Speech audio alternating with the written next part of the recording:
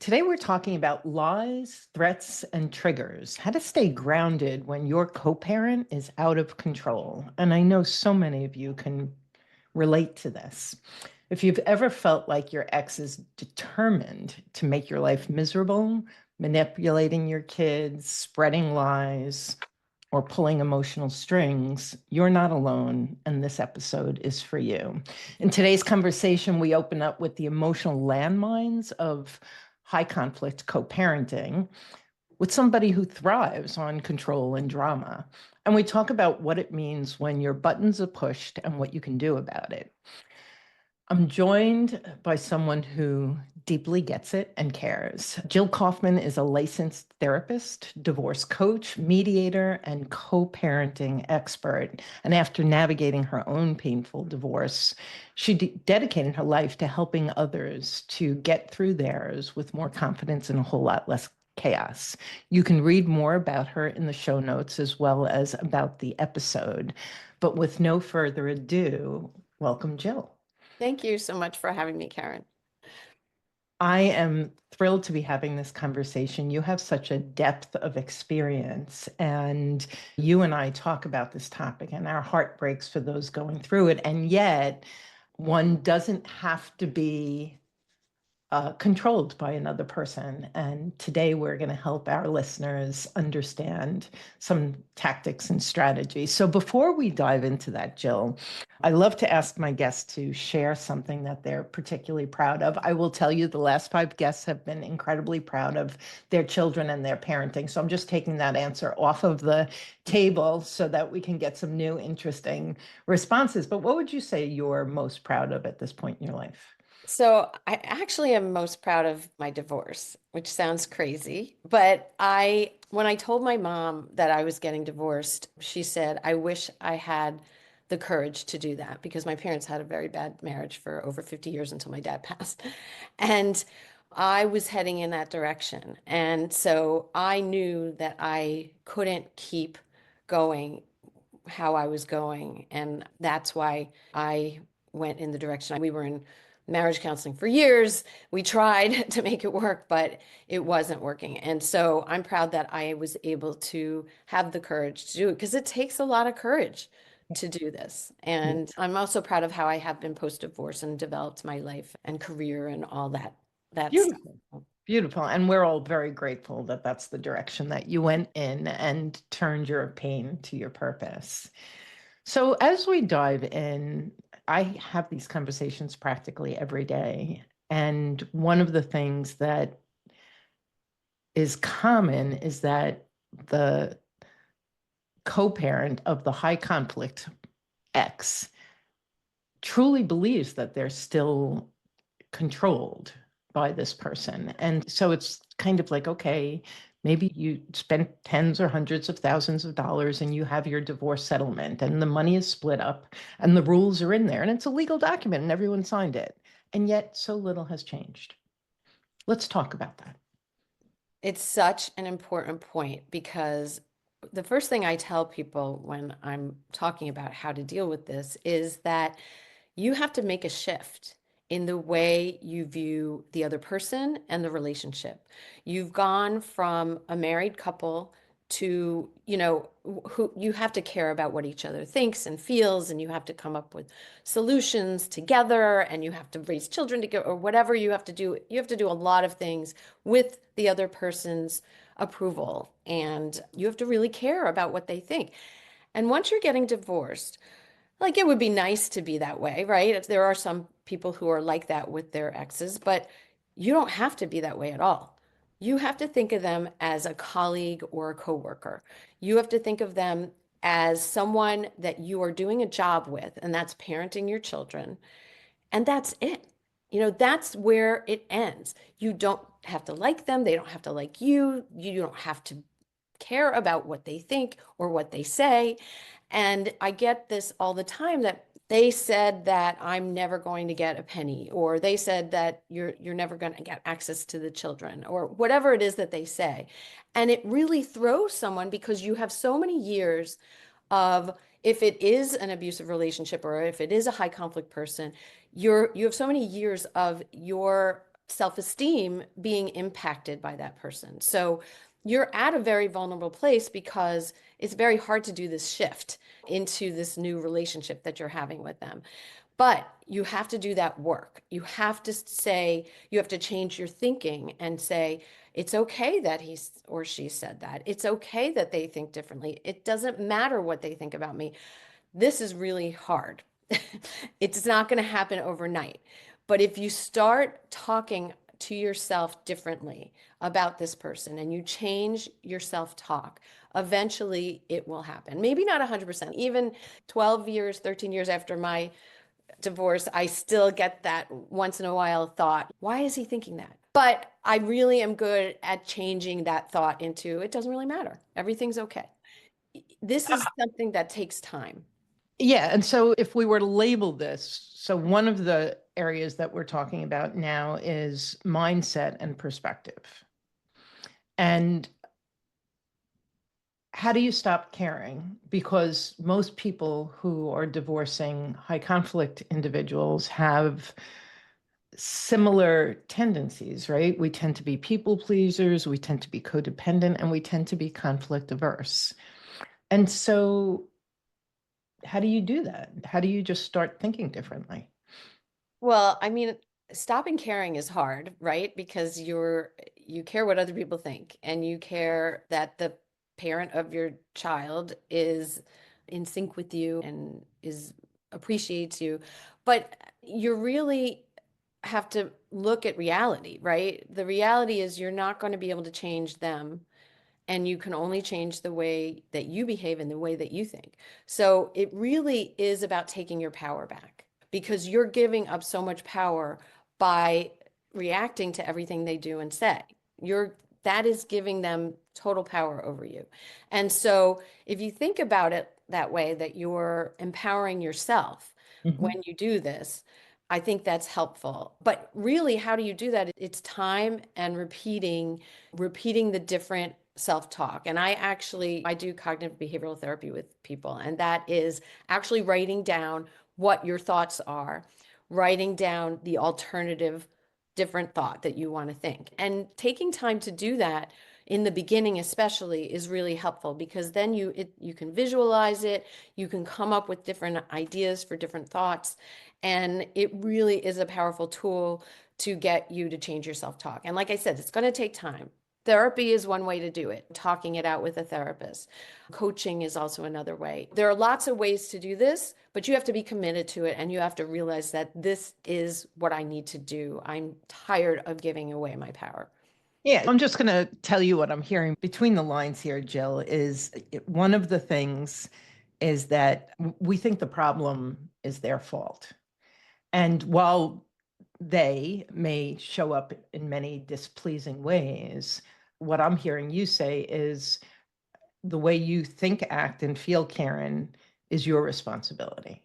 And my knee jerk reaction is, that's great, but he or she has been doing X, Y, and Z for so long, right? And so there's this entanglement in our mind. And I often encourage people to evict their spouse from their mind because they're all entangled up there. And so when we look at mindset, I was coaching a client this morning, many years, probably 10 years post divorce, still trying to engage with mom in a collaborative way when the entire history that I know shows zero collaboration. And so, what keeps the listener who's in that position, who keeps going to the empty well for some fresh water?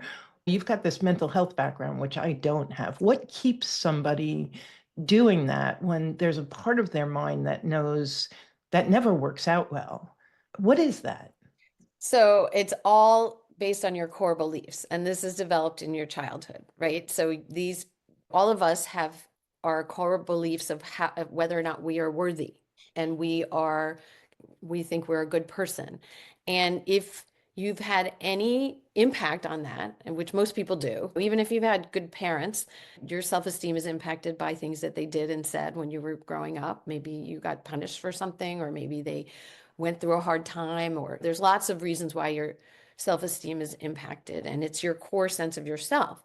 And so when someone tells you something negative about you, that is all triggered. That is, you are being thrown back to your kid, I call it. And you're that 10-year-old child being yelled at by your parent. And you have to build up your sense of yourself and your core to a point of where you say, no matter what anybody says, I know I'm a good person.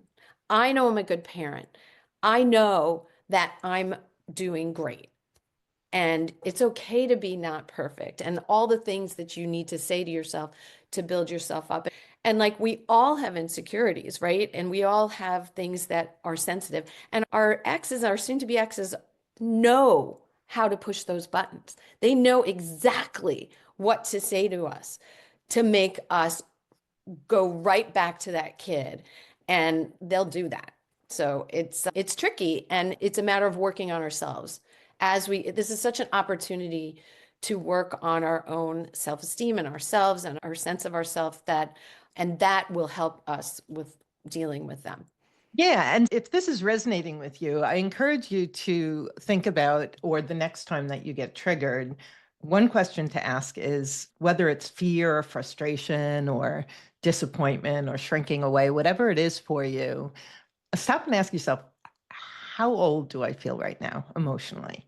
Because there is an age in your child, like in your childhood, and I always say your kid is driving the bus. We don't want the kids driving the bus, but in that reaction, it's actually not our adult reaction. It's that inner child, that younger self reaction. And so, what I hear you saying, Jill, is when we start noticing that and doing that work, and then we can just question it. I was just talking to a group of women Monday, and everyone was afraid. And it's like, well, what are you afraid of? And they were all women, so I'm going to use he, and he's going to get angry, and he's going to do this, and he's going to do that. And it's kind of like, have you ever experienced that? Oh my God, all the time.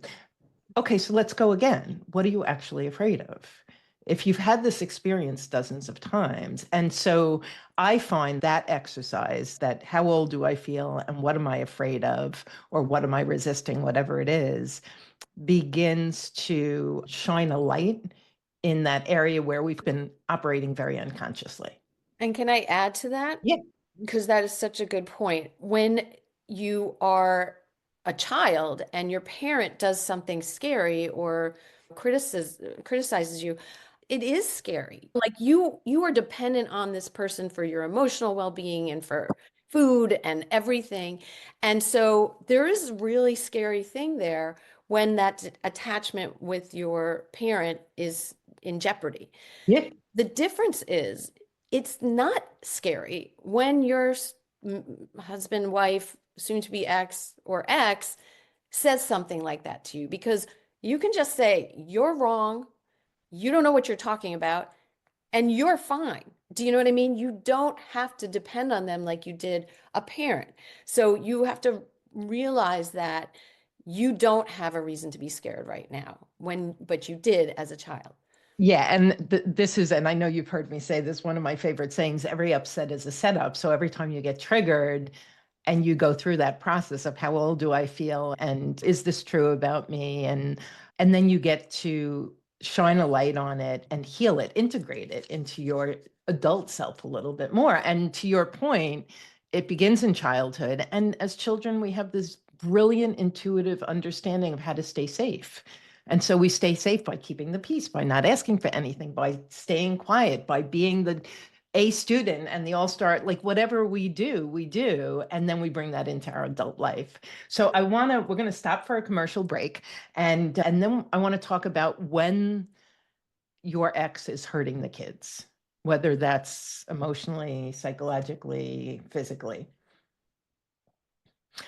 Divorce feels like an overwhelming, perfect storm as you navigate pain, fear, and confusion while struggling with unfamiliar legal procedures and the pressure to make complex decisions that will impact the rest of your life.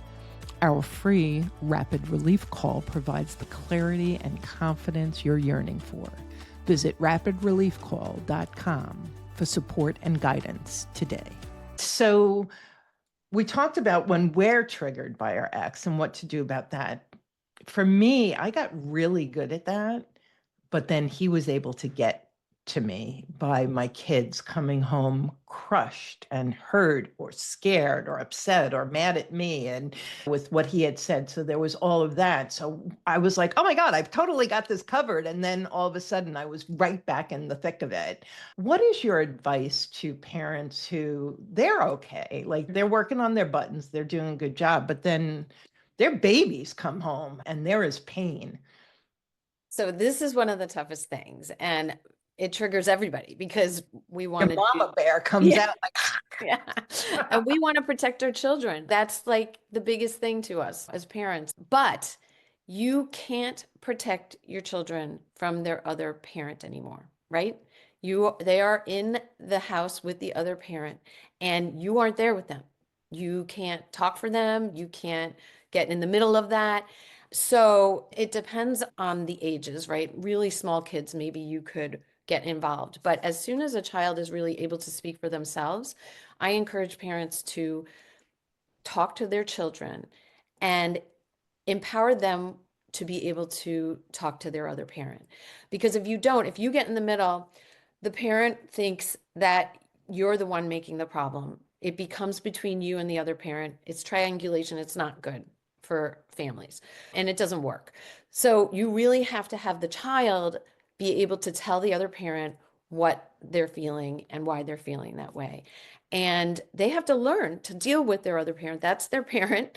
Maybe when you were in an intact family, you could shield them from that and they didn't have to deal with it, but now they have to deal with it.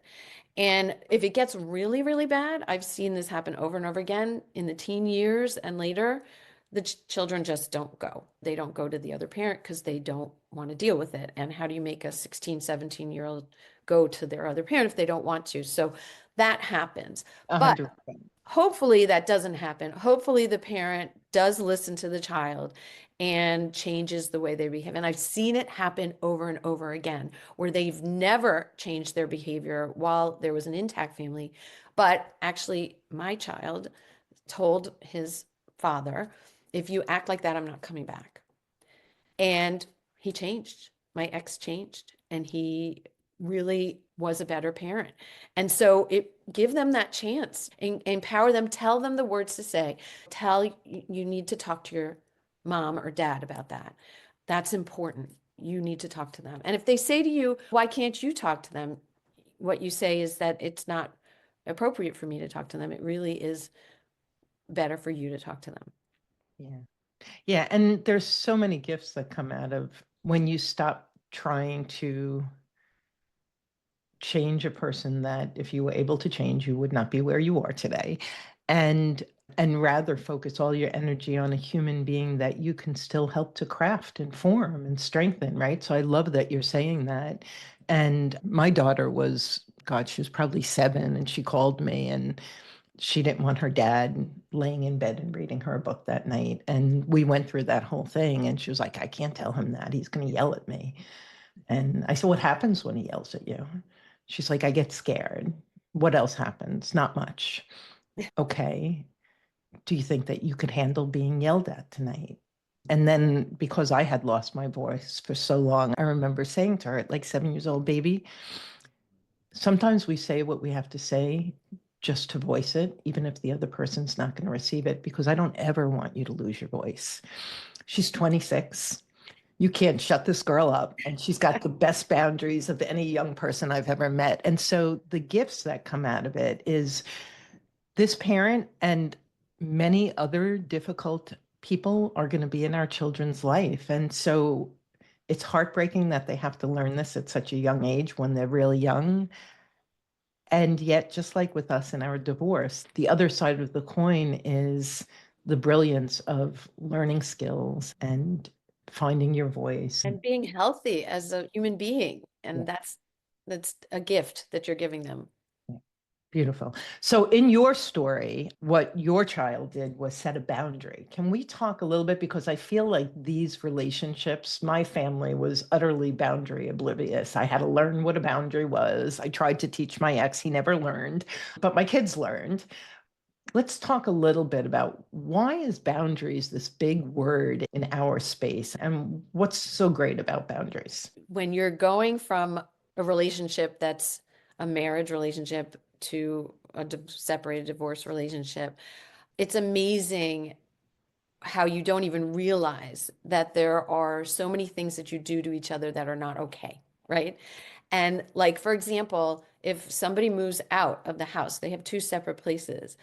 The other person, the person who moves out, thinks that they can go back into the marital home anytime they want. It's their home. They can walk in, they can take food, they can do whatever they want. That is not healthy for you. That's not okay. You need to have some way to set up rules and expectations. And you don't normally do that when you're in that situation because you don't know how to do it and you don't have any like roadmap on what should I tell them, what should I not tell them. And it's so important that if we don't do it, we're going to be angry, we're going to be emotionally a mess. And we have to be able to do this in order to set our future to be appropriate but with our ex. I want to ask you to slow it down a little bit. There are people who are like, what's this? What's this? I have no idea what this woman's talking about. So let's just back up a minute. Boundaries come in any kind of form that you're communicating, written, virtual, in person, physical, verbal. What is a boundary? Thank you. I should have said that. So a boundary is a limit of where you're telling someone else what's okay and what's not okay with you. And you can tell them lots of different ways. A lot of people don't know how to set boundaries, so they don't, or they set boundaries and they do it in a way that's, makes it into a fight and a big problem between them. So it is hard. And like you said, people pleasers and what we're taught as children, I'm a not bad to, girl. I'm selfish. I'm guilty. I'm ashamed that I even have needs. right. And so we don't set boundaries. Right. And that is very problematic for relationships. Relationships need boundaries, and marital relationships need it. Parent-child relationships, friendships need it. All relationships need boundaries. If we don't know how to set them, we're going to be in trouble when we're going through this process. So many of my clients will say, I said it, and he just doesn't listen. So then it doesn't work, Karen. Boundaries don't work. Yeah, so that is not setting a boundary. You cannot say it or write it or communicate it and expect the other person to listen because many people don't listen to boundaries. And so you're not setting a boundary if you just set it. You have to decide what you're going to do if they don't listen. And And you can, saying it louder and saying it over and over again is not one of the options. no. No, they're not listening to you anyway. I used to teach parenting classes, and children become parent deaf when you say things more than once.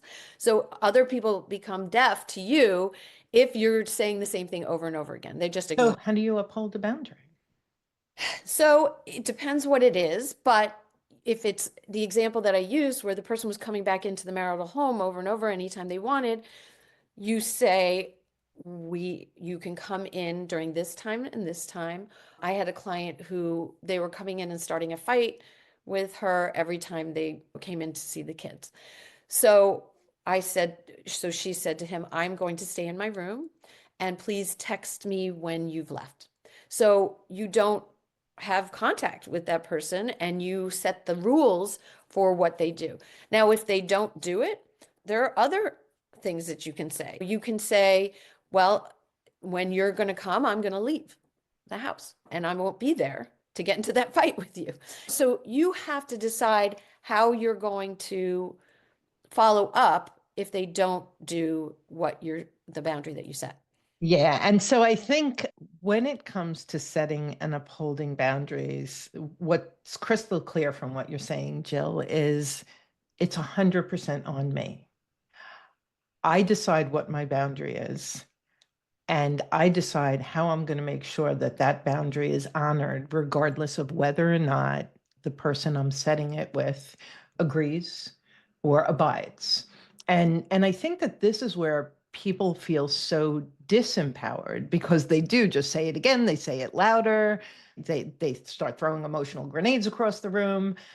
and the boundary is lost. Let's stay on this for a minute. Let's talk about a verbal boundary, a boundary when it comes to written communication, and a physical boundary. So you described a physical boundary. If you're in the marital home, and this just came up in my group on Monday. So if you're in the marital home and his name or her name is still on the deed, you need to file and get an order for exclusive occupancy. And you can do that, especially if the other person is high conflict and creating fear and danger amongst you and the children. I had a situation where I walked in one day and it was the first year that I was living separately, and there was my ex cuddled on my couch under a comfy blanket with my daughter watching a movie, and I was like horrified. And I kindly invited him to leave. And then I realized I need to sit down with my children because my daughter was like, "What?" And I was like, "You could do that at daddy's house. I'm so glad that you love doing that. But," and let's talk about boundaries. So that's a physical one. Can you share a written or a verbal one? An Yeah. example. Yeah. So a written one is, let's say you want to do something with the children and it's the other person's parenting time. It's something really important the children want to do. And you say, you send an email and you say, Jimmy and Sally want to go with me to their cousin's birthday party. It's on your parenting time. I will trade the time with you. I If I don't hear from you by Friday at 5 p.m., I'll assume that you are in agreement that we can switch parenting time. So you're setting up a deadline. You're doing it by writing so you don't get into a fight. And you are not saying, let me know if they can go. Like that is leaving it open, and they probably won't respond, or they may respond too late, but you're setting a firm boundary. The other piece I want to say is you want to be kind when you're firm. You want to also say, I really appreciate your flexibility. I want to do that for each other. It's what's best for the children. And I know we both care about the children, and I appreciate your working with me. So if someone says no in a situation like that, what is the boundary and what's the upholding of it? The boundary is that you're not just sitting there out waiting for them to respond. That you really can't change someone from saying no if they say no to that. And sometimes you have to accept that. You can set boundaries on things that you don't have control over, and they may or may not happen. But the things you have control over is sitting there and waiting for the person to respond. And that could drive you crazy. 100%. So that's the boundary that I would do in that case. Yeah, yeah. And I'll do a verbal one. So let's say you've got to drop off and pick up, and the other parent tends to talk about adult divorce business in front of the kids. And you're just like, we're not going to do that anymore. And they come over and start talking about divorce business. And so you don't need to say anything to them. You don't need to tell them what you're doing. You just need to take the kids and remove yourself from the situation. Same thing if you've got someone like I had someone who would cuss up a storm at me. And the day I learned boundaries, I was like, there are my keys. I'm going to grab them and walk out while he's in mid sentence. I am just walking out, and the kids are fine. And I'm going to create a little bit of space. And so a boundary doesn't have to be verbal. Again, I just want to kind of preface for those of you who are listening who have more of the garden variety. We've got issues with each other, but we're respectful and we want to do this together. Then you voice it, you discuss it. Don't expect unless it's been agreed to. And then boundaries are much easier for those who are in, and it might not be with your ex, it might be with your boss or with your teenager or with your parent. When you're in those more difficult situations, to remember the most important thing is get clear on what is and isn't acceptable to you. Voice it if you choose, and if it might be received, and even if it might not be received. But don't worry about that because you have 100% agency in this entire thing. And I think the part that's interesting is to help people learn to be creative about, well, what if I don't get cooperation? And when you stop thinking about how can I get him or her to cooperate and what are my options? I had someone who her ex would always show up to pick up the kids late. She wouldn't be able to go to her yoga class. She would miss her business appointment and bashing her head against a wall. And then in one conversation, she was mentioning this like 14-year-old mother's helper down the block. And I'm like, how might this help you? And from that point forward, it was like, and I love what you said. I want to point out something else you said, but it was like, hey, if you're not here by such and such a time, you'll have to pick up the kids down the street or at my mother's or whatever. I'm not asking, I'm telling. And they're like, oh my God, you're such a bad parent, blah, blah, blah, blah, blah, blah. Ignore it, go enjoy your yoga class. They'll find a way to pick up the kids. So I have found it the most liberating thing in the world, Jill. It is. It is really liberating when you have control over your life, right? Yeah.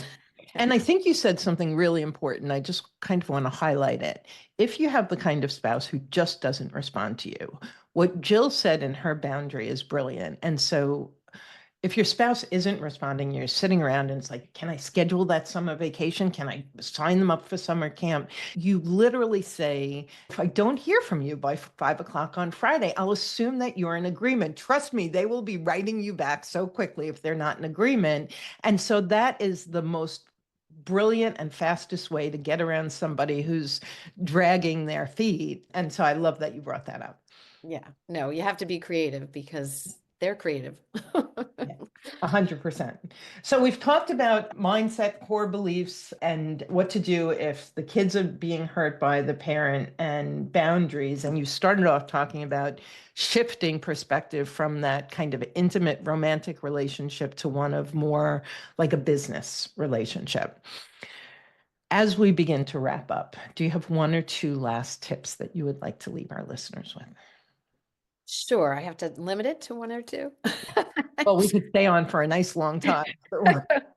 Well, so, no matter what the other person's doing, no matter how high conflict they are, if you can respond with respect and friendliness, eventually they're going to give up being high conflict because they're not getting what they want. What they really want is to pull you in to the conflict and to fight with you. And so the more that you are what's the gray rock method or whatever it is, but for me, it's like treat them the way that you would want to treat them if they were treating you that way. Be respectful, be friendly. And eventually, most people, I can't say 100%, but most people give up the conflict. That's one tip. And then the second tip, I share this because it worked for me. It doesn't work for everybody, but I had high conflict even after my divorce with my ex. And then it was his 50th birthday and my kids, I put a photo book together for him and I asked each of my kids to write him a note and I put it all in for him and they gave it to him. And they said that when he read the notes, he cried. And he really changed after that. And he started being much more cooperative. We have a good relationship now. And I don't know if it was that, but I think if there is something that you can do for your ex, that's a positive thing. I wouldn't do it all the time, but once in a while, because you'll get frustrated if you do it all the time. But once in a while, if you do something really nice, no matter what they're doing, it could change the relationship and it's worth it. Yeah, and Bill Eddy has the acronym EAR, right? Which is empathy, attention, and respect. And you're not trying to control or change them, but when any human being receives empathy, attention, and respect, it brings our guard down a little bit. It softens our heart a little bit.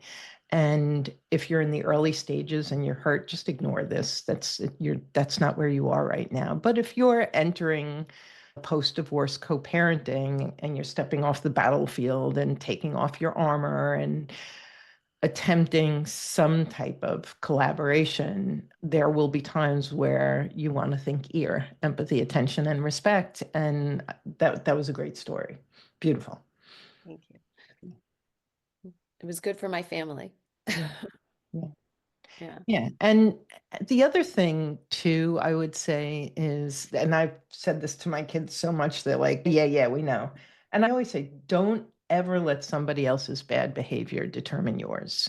And so Michelle Obama's statement, like when they go low, we go high, I think that there is such incredible value in choosing grace and dignity and never lowering yourself to somebody else's bad behavior. It's don't let them control you in that way. That would be terrible. So my kids often will come and say, "What should I do about it?" And it's like, just be you. Yeah. Yeah. And it's hard when you have all these emotions and this history with someone. It is really hard to do these things, but it gets easier as you have more time away from the rawness of it. It does get easier and easier to do this. And that's why therapy and coaching and somatic healing and other types of healing, like when you have been living, most of us who've been living, right? It's years, it's decades. It didn't start then. Like nobody who's in a high conflict marriage did it start then. It started back at your childhood. And so talk about the body holding the score. I've been around the sun over 6 decades, so it's like there's a lot of score going on there. It is important to know your shortcomings, your insecurities, your triggers, your unforgiveness, your character defects, because when you use the pain of divorce and even co-parenting post-divorce to heal and refine that part of you, you're giving yourself a gift, you're paying it forward to your children, you're having a ripple effect throughout the world just by doing that. And so the value is, I would say, priceless. Huge. Yes, I totally agree. Beautiful.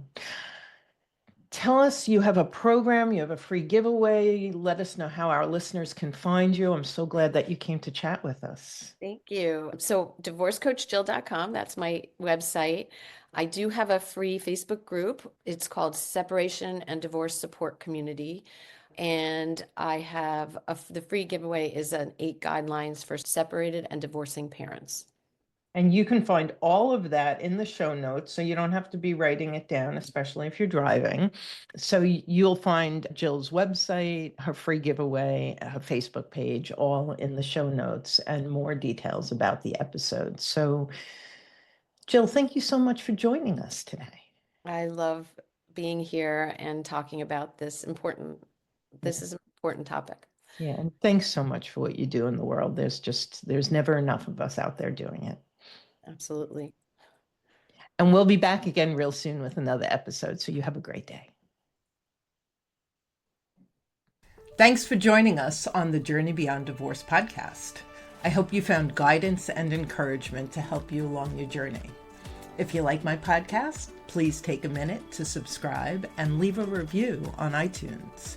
You can also visit us at jbddivorcesupport.com, where our team of coaches support both men and women through our one-on-one coaching, group programs, online courses, and free resources. Stay tuned for our next episode, and I'll talk to you soon.